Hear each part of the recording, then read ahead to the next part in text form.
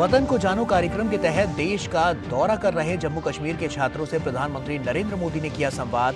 जम्मू कश्मीर के लगभग सभी जिलों से वंचित पृष्ठभूमि के 250 छात्र देश का कर रहे हैं दौरा।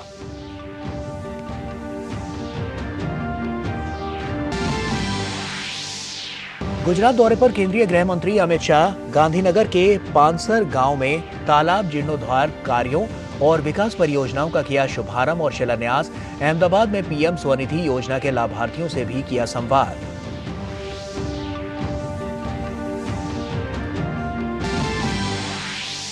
गौतम बुद्ध विश्वविद्यालय के दीक्षांत समारोह को उपराष्ट्रपति जगदीप धनखड़ ने किया संबोधित। उत्तर प्रदेश को बताया निवेश के लिए पसंदीदा जगह। कहा देश में अब भ्रष्टाचार की नहीं कोई जगह।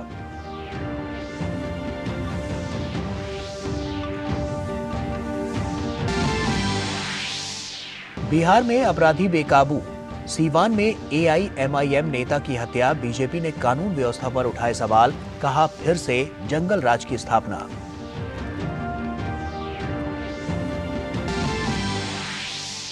डब्ल्यूएफआई पर खेल मंत्रालय का बड़ा फैसला। भारतीय कुश्ती संघ की गतिविधियां अगले आदेश तक निलंबित।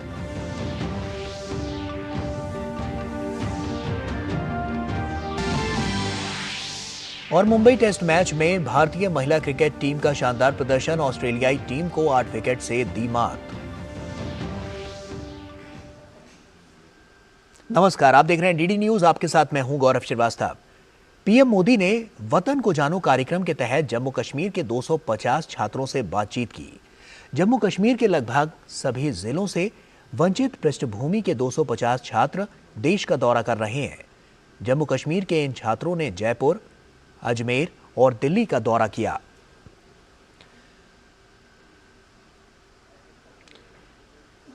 तो वतन को जानो कार्यक्रम के तहत प्रधानमंत्री नरेंद्र मोदी ने यहां पर बच्चों से यानी कि छात्रों से बातचीत की है। आप देख सकते हैं तस्वीरों के जरिए हम आपको दिखा रहे हैं। प्रधानमंत्री ने जैसा कि आने वाले समय में 2047 तक जो विकसित राष्ट्र बनाने का जो संकल्प प्रधानमंत्री नरेंद्र मोदी ने लिया है, इनमें से वो तमाम जो छात्र हैं वो आने वाले समय में एक मजबूत भारत का निर्माण करते हुए नजर आएंगे, अपनी सशक्त भूमिका निभाते हुए नजर आएंगे। ऐसे में प्रधानमंत्री नरेंद्र मोदी की ये बातचीत कई मायनों में काफी अहम हो जाती है। प्रधानमंत्री नरेंद्र मोदी हमेशा छात्रों से, बच्चों से बातचीत करते रहते हैं। उनके मनोबल को बढ़ाने के लिए, उनके आने वाले कल के लिए जो तमाम समस्याएं, जो चुनौतियां आती हैं जीवन में, उनका संघर्ष के साथ उन चुनौतियों का सामना करने के लिए प्रधानमंत्री नरेंद्र मोदी हमेशा बच्चों को तैयार करते रहते हैं, उनका मार्गदर्शन करते रहते हैं। तो ऐसे में ये काफी महत्वपूर्ण पहल प्रधानमंत्री की तरफ से देखी जाती है। केंद्रीय गृह एवं सहकारिता मंत्री अमित शाह आज अहमदाबाद में आयोजित स्नेह मिलन कार्यक्रम में शामिल हुए। इस मौके पर उन्होंने प्रधानमंत्री स्वनिधि योजना के लाभार्थियों और उनके परिजनों को शॉल पहनाकर और प्रमाण पत्र देकर सम्मानित किया। उन्होंने कार्यक्रम में आए लोगों को संबोधित भी किया। उन्होंने कहा कि प्रधानमंत्री मोदी ने आत्मनिर्भर भारत की कल्पना की है, जिसमें अंतरिक्ष और रक्षा क्षेत्र में स्वतंत्र होना भी शामिल है। ये व्यापार, उद्योग और कारोबार में भारत के 140 करोड़ लोगों को आत्मनिर्भर बनाने का अभियान है। अमित शाह ने कहा कि प्रधानमंत्री मोदी अंतरिक्ष अनुसंधान और विकास और रक्षा पर ध्यान देते हैं, लेकिन उन्होंने सबसे बड़ा काम जो किया है वो ये है कि उन्होंने देश के गरीबों की जीवन शैली को ऊपर उठाया है।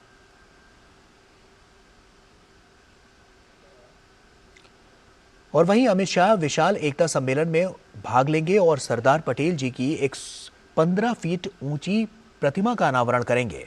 इसके साथ ही गृह मंत्री गांधीनगर जन महोत्सव द्वारा आयोजित सांसद खेल प्रतियोगिता का शुभारंभ करेंगे। अमित शाह नवरंगपुरा में गुजरात साहित्य महोत्सव का भी उद्घाटन करेंगे।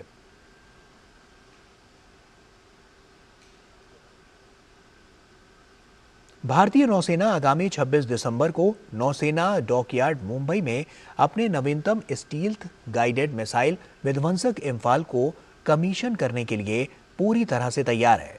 रक्षा मंत्री राजनाथ सिंह कार्यक्रम में मुख्य अतिथि के तौर पर शामिल होंगे।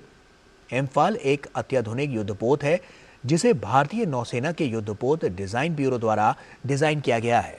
विशेष रूप से एम्फाल पहला युद्धपोत है जिसका नाम उत्तर पूर्व के एक शहर के नाम पर रखा गया है, जिसके लिए राष्ट्रपति द्वारा 16 अप्रैल 2019 को मंजूरी दी गई थी। यह युद्धपोत स्वदेशी जहाज निर्माण की पहचान है और ये विश्व के सबसे तकनीकी रूप से उन्नत युद्धपोतों में से एक है। इस विध्वंसक पोत को साल 20 अक्टूबर को भारतीय नौसेना को सौंप दिया गया था। वहीं जहाज ने इसी साल नवंबर में विस्तारित रेंज वाली सुपरसोनिक ब्रह्मोस मिसाइल का सफलतापूर्वक परीक्षण किया। रक्षा मंत्री राजनाथ सिंह ने इस साल 28 नवंबर को नई दिल्ली में मणिपुर के मुख्यमंत्री एन बीरेन सिंह की उपस्थिति में भारतीय समुद्री सीमा की रक्षा की 4 15B स्टील्थ गाइडेड मिसाइल विध्वंसक परियोजनाओं में से तीसरे यार्ड 12706 इम्फाल का अनावरण किया था। इस जहाज का आधार 7400 टन है और लंबाई 163 मीटर है। यह विध्वंसक जहाज अत्याधुनिक हथियारों और प्रणाली से लैस है, जिसमें सतह से हवा में मार करने वाली मिसाइलें, एंटी शिप मिसाइल और टॉरपीडो शामिल है। जहाज का कमीशन भारत सरकार और भारतीय नौसेना द्वारा आत्मनिर्भर भारत की दिशा में दिए जा रहे प्रोत्साहन की पुष्टि करता है। भारतीय नौसेना अरब सागर में इजरायली जहाज पर बीते दिन हुए ड्रोन अटैक की जांच कर रही है। इसके लिए युद्धपोत INS मोर्मुगांव भारत आने वाले व्यापारिक जहाज MV केम प्लूटो पहुंचा। इसी जहाज पर ड्रोन हमला हुआ था, जिसे ईरान की ओर से किया गया माना जा रहा है। अधिकारियों के मुताबिक भारतीय नौसेना ने इस बात की जांच शुरू कर दी है कि जहाज पर हमला करने के लिए इस्तेमाल किया गया ड्रोन लंबी दूरी से लॉन्च किया गया था या पास के किसी जहाज से किया गया। भारतीय नौसेना के अधिकारी ने कहा कि गैबन के ध्वज वाले जहाज MV साईबाबा को भी लाल सागर में ड्रोन हमले का सामना करना पड़ा है। इसमें चालक दल के 25 भारतीय सदस्य सवार थे जो सुरक्षित हैं। यह भारतीय ध्वज वाला जहाज नहीं है। उधर अमेरिका ने कहा है कि यह 2021 के बाद से वाणिज्यिक शिपिंग पर यह 7वां ईरानी हमला था। 25 भारतीय और एक वियतनामी चालक दल के सदस्य के साथ चल रहे MV केम प्लूटो जहाज पर शनिवार को एक संदिग्ध ड्रोन द्वारा हमला किए जाने के बाद आग लग गई। ICG ने एक आधिकारिक बयान में कहा है कि इस जहाज को बाद में भारतीय तटरक्षक द्वारा सुरक्षित कर लिया गया। इस बीच भारतीय तटरक्षक जहाज ICGS विक्रम आज सुबह अरब सागर में व्यापारी जहाज MV केम प्लूटो को मुंबई की ओर ले जा रहा है। कल ड्रोन की चपेट में आए व्यापारी जहाज ने ICGS विक्रम द्वारा एस्कॉर्ट किए जाने का अनुरोध किया था। और आर्कटिक के लिए भारत का पहला शीतकालीन अभियान दल ब्रोगर प्रायद्वीप पर न्याले सुड शहर में भारतीय अनुसंधान आधार हिमाद्री पहुंच गया, जहां उन्होंने अपना शोध शुरू कर दिया है। पहले आर्कटिक शीतकालीन अभियान के पहले बैच में राष्ट्रीय ध्रुवीय और महासागर अनुसंधान केंद्र, भारतीय प्रौद्योगिकी संस्थान मंडी, भारतीय उष्णकटिबंधीय मौसम विज्ञान संस्थान और रमन अनुसंधान संस्थान के शोधकर्ता शामिल हैं। आर्कटिक के लिए भारतीय वैज्ञानिक अभियान शोधकर्ताओं को आर्कटिक क्षेत्र में ध्रुवीय रातों के दौरान विशिष्ट वैज्ञानिक अवलोकन करने की अनुमति देगा, जहां सर्दियों के दौरान लगभग हर दिन 24 घंटे सूरज की रोशनी नहीं होती है और तापमान 0 से नीचे चला जाता है। भारत ने आर्कटिक जलवायु और भारतीय मानसून के बीच संबंध का अध्ययन करने के उद्देश्य से आर्कटिक अनुसंधान कार्यक्रम शुरू किया था। और उधर ग्रेटर नोएडा स्थित गौतम बुद्ध विश्वविद्यालय का आज दीक्षांत समारोह आयोजित किया गया। समारोह में उपराष्ट्रपति जगदीप धनखड़ ने मुख्य अतिथि के तौर पर भाग लिया और इस दौरान 7,914 छात्रों को उपाधियां भी प्रदान की गई। उत्तर प्रदेश के मुख्यमंत्री और विश्वविद्यालय के कुलाधिपति योगी आदित्यनाथ ने समारोह की अध्यक्षता की। उपराष्ट्रपति जगदीप धनखड़ ने कहा कि पहले देश में भ्रष्टाचार का बोलबाला था, लेकिन आज देश में भ्रष्टाचार की कोई जगह नहीं है। You are walking into an ecosystem now, जहां भ्रष्टाचार का बोलबाला नहीं है। एक जमाना था power corridors were infested with power brokers. बिना करप्शन को सलाम किए हुए कोई काम होता नहीं था। और आज क्या है, चाणक्य की नीति को अपनाकर झट से उनको नष्ट कर दिया। और उपराष्ट्रपति ने कहा कि आज से 10 साल पहले हमारी अर्थव्यवस्था चिंता का विषय थी, वहीं आज हम 5वीं सबसे बड़ी अर्थव्यवस्था बन गए हैं। आने वाले समय में तीसरी सबसे बड़ी अर्थव्यवस्था बनेंगे। हमारी इकोनॉमी आज से 10 साल पहले विश्व के लिए चिंता का विषय थी। Now we are the 5th largest global economy. ये आपके लिए फायदे की बात है।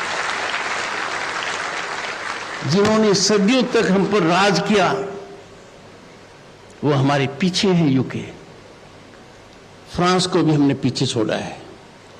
By turn of this decade, by 2030, we would have left behind Japan and Germany also.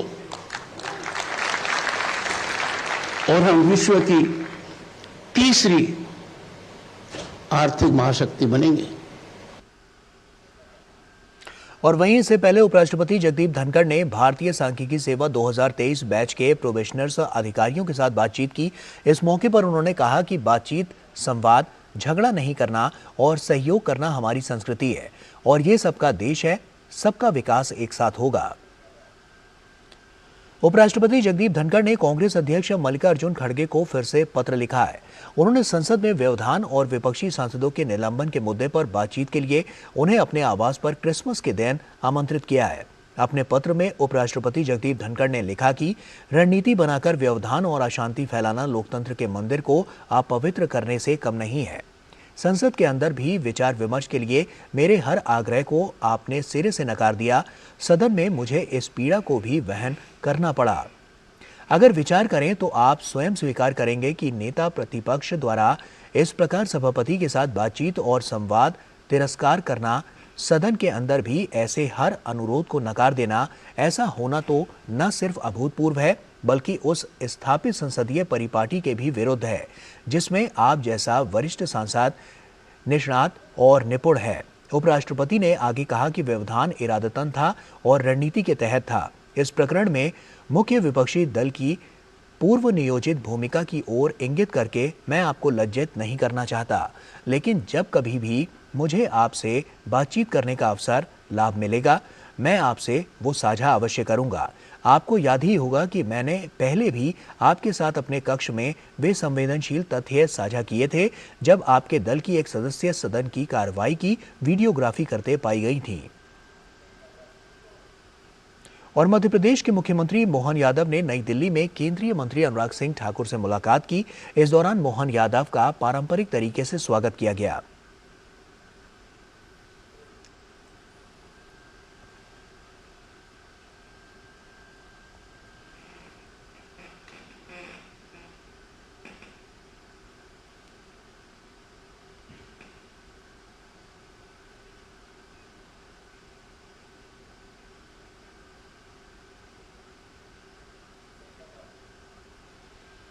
और मुलाकात के बाद मोहन यादव ने कहा कि अनुराग सिंह ठाकुर के साथ खेल और युवाओं को लेकर कई कार्यक्रमों पर चर्चा हुई।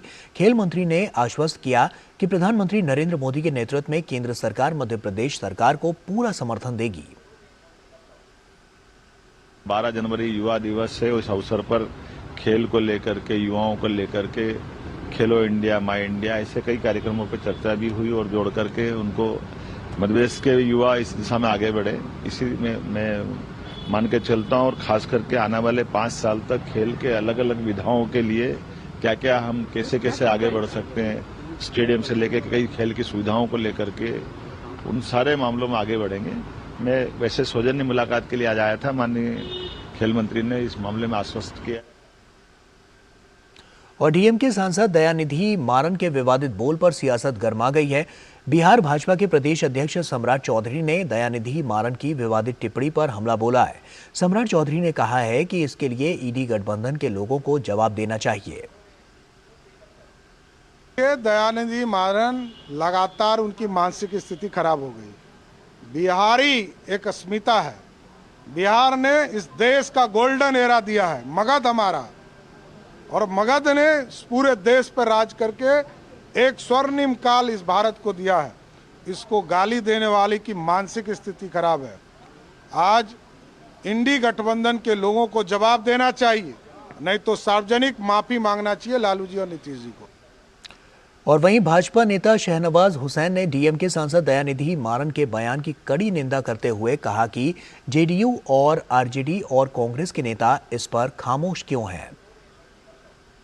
जिस तरह डीएमके के नेता बिहार यूपी के लोगों का अपमान कर रहे हैं, जिस तरह की भाषा बोली है कि बिहार यूपी के लोग आकर टॉयलेट साफ करते हैं, ये पूरी तरह घोर आपत्तिजनक है। इसकी घोर निंदा होनी चाहिए। आखिर एनडीए अलायंस के लोग बिहार यूपी के लोगों को इतनी है दृष्टि से क्यों देखते हैं, क्यों अपमानित करते हैं? और ये जदयू, राजद और कांग्रेस के लोग खामोश क्यों हैं? पहले भी उन्होंने बिहार के डीएनए का अपमान किया। और वहीं बिहार के सीवान में बेखौफ बदमाशों ने हत्या की वारदात को अंजाम दिया है। सीवान जिले के हुसैनगंज थाना क्षेत्र में बदमाशों ने ऑल इंडिया मजलिसे इत्तेहादुल मुस्लिमीन के नेता आरिफ जमाल की गोली मारकर हत्या कर दी। घटना को अंजाम देने के बाद बदमाश फरार हो गए। जानकारी के मुताबिक आरिफ जमाल अपनी दुकान पर बैठे हुए थे। इसी दौरान एक बाइक पर सवार 3 अज्ञात बदमाशों ने उन्हें गोली मार दी। गोली लगने के बाद गंभीर हालत में उन्हें अस्पताल में भर्ती कराया गया, जहां चिकित्सकों ने जांच के बाद उन्हें मृत घोषित कर दिया। पुलिस मामले की जांच कर रही है। और वहीं बिहार के सीवान में एआईएमआईएम नेता आरिफ जमाल की हत्या के बाद बीजेपी लगातार बिहार सरकार पर हमलावर है। बीजेपी प्रवक्ता अरविंद सिंह ने कहा है कि बिहार में अपराधियों की बहार है। बिहार में फिर से जंगल राज की स्थापना हो चुकी है। बिहार में अपराधियों का बहार है और तेजस्वी और लालू जी की सरकार है और नीतीश कुमार है। सीवान में एआईएम के नेता आरिफ जमाल को गोली मार करके हत्या कर दिया गया। वो सीवान में आईएम के वो जिला अध्यक्ष थे। तो अब इस आपराधिक गठजोड़ में, इस आपराधिक की जंगल राज की सरकार में, जिसके उप मुख्यमंत्री श्री तेजस्वी यादव हैं और जिसके नेता श्री लालू यादव हैं, जंगल राज की स्थापना बिहार में हो चुकी है। और अब भगवान ही बचाएंगे इस जंगल राज से, या तो ईश्वर बचाएंगे या भाजपा बचाएगी। और जम्मू कश्मीर के बारामूला में सेवानिवृत्त पुलिस अधिकारी मोहम्मद शफी का अंतिम संस्कार कर दिया गया, जिनकी आतंकवादियों ने गोली मारकर हत्या कर दी थी। जानकारी के अनुसार रिटायर्ड पुलिस अधिकारी पर मस्जिद में अजान के दौरान आतंकवादियों ने हमला किया था। केंद्रीय जांच एजेंसी प्रवर्तन निदेशालय ने प्रतिबंधित संगठन पॉपुलर फ्रंट ऑफ इंडिया से जुड़े 5 लोगों को गिरफ्तार किया है। ये सभी आरोपी पीएफआई में अलग अलग ओहदों पर थे, जो विदेश से हवाला के जरिए आए करोड़ों रुपए का इस्तेमाल देश विरोधी गतिविधियों में कर रहे थे। ईडी के अनुसार गिरफ्तार किए गए प्रमुख सदस्यों में पीएफआई के संस्थापक सदस्यों में से एक एएस इस्माइल, संगठन की कर्नाटक इकाई के अध्यक्ष मोहम्मद शाकिफ, 2020 तक राष्ट्रीय सचिव रहे अनीस अहमद। संगठन को जब प्रतिबंधित किया गया उस वक्त राष्ट्रीय सचिव रहे अफसर पाशा और संगठन के मौजूदा राष्ट्रीय उपाध्यक्ष ईएम अब्दुल रहमान शामिल हैं। दरअसल साल 2018 में 2 मई को दर्ज की गई ईसीआईआर में गिरफ्तार सभी 5 आरोपियों से ईडी ने दिल्ली की तिहाड़ जेल में हाल ही में 19 दिसंबर को पूछताछ की थी। और केंद्रीय गृह एवं सहकारिता मंत्री अमित शाह आज गुजरात के दौरे पर हैं। गृह मंत्री ने गांधीनगर जिले के कलोल में पानसर तालाब का लोकार्पण किया।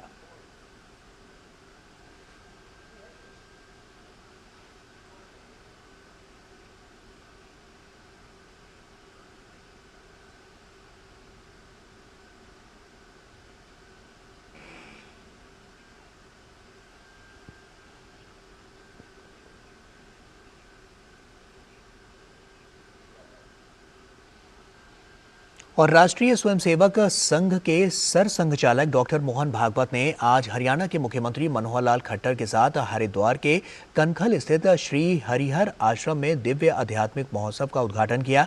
ये कार्यक्रम आचार्य महामंडलेश्वर स्वामी श्री अवधेशानंद जी के जूना खाड़ा आचार्य पीठ की स्थापना के 25 वर्ष पूरे होने के उपलक्ष्य में श्री दत्त जयंती के रूप में आयोजित किया गया। देश को चलाने वाले तंत्र के जो लोग हैं वो प्रजा के पालन की बुद्धि रखकर उस तंत्र में रहे, प्रजा को रूल करने की बुद्धि से न रहे। जो हमारे प्रधानमंत्री जी ने कहा पार्लियामेंट में आने के पहले दिन कि मैं प्रधान सेवक हूं, इस वृत्ति से लोग सत्ता में, प्रशासन में रहे।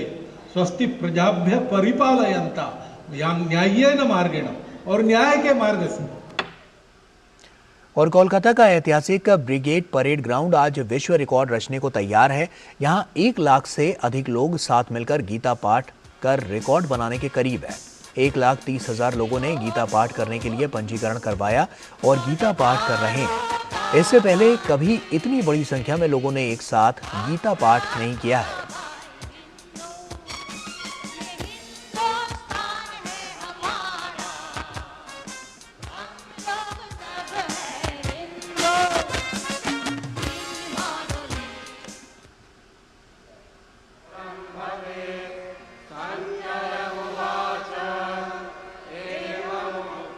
तो ये तस्वीरें हम आपके साथ साझा कर रहे हैं।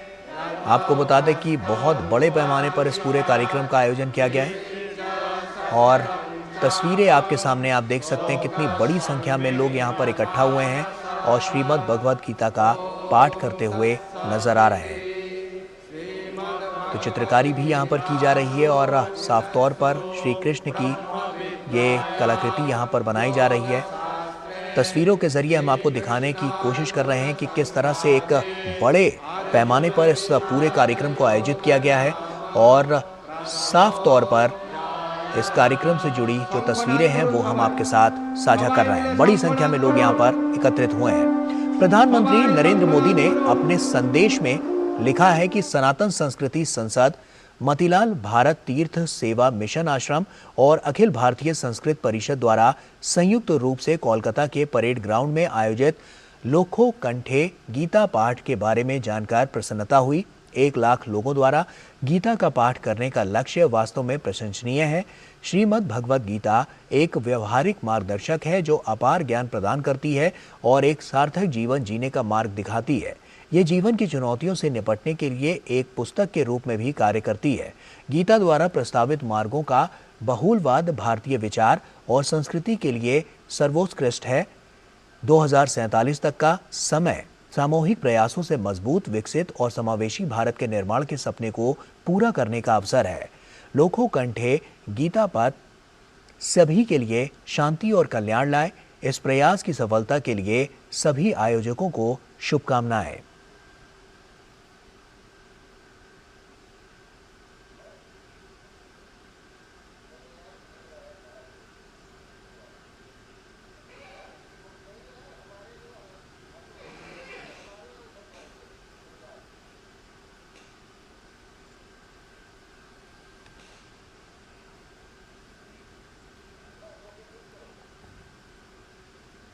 और भारतीय खेल मंत्रालय ने नवनिर्वाचित भारतीय कुश्ती संघ की गतिविधियों को निलंबित कर दिया है। हाल ही में कुश्ती महासंघ का चुनाव हुआ था जिसमें संजय सिंह को अध्यक्ष चुना गया था।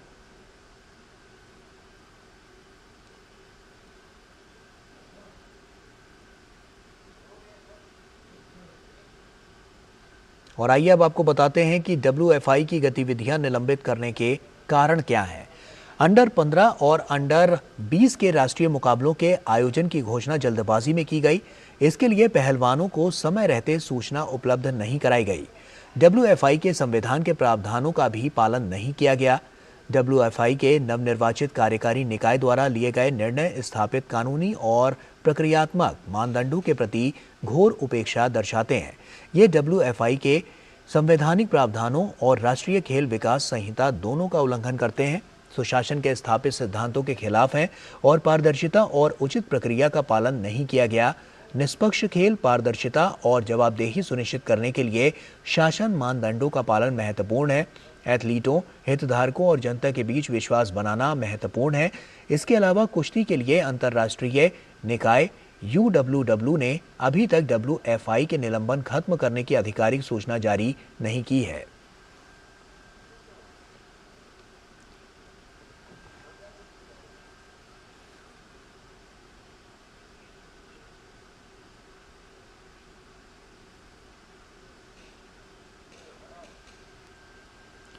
और भारतीय महिला क्रिकेट टीम ने मुंबई टेस्ट में ऑस्ट्रेलिया को 8 विकेट से हरा दिया।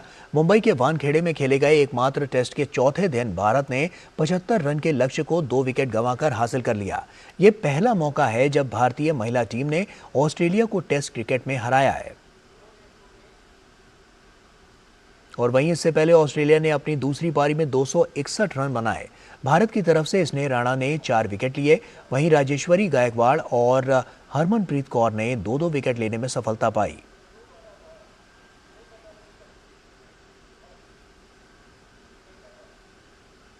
और इसी के साथ फिलहाल इतना ही। हमें दीजिए इजाजत। नमस्कार।